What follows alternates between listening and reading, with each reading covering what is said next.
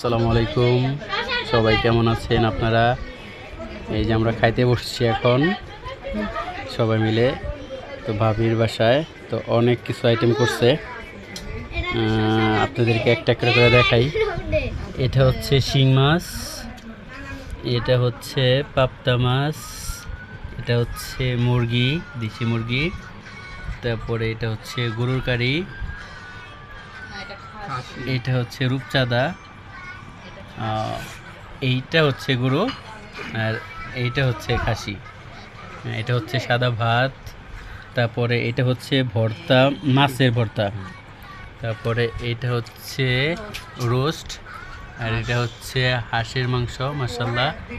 হ্যাঁ, এটা হচ্ছে টমেটোর সস, শসা, ডিম মাশাআল্লাহ, তারপরে যে ডাল, অনেক আইটেম করছে।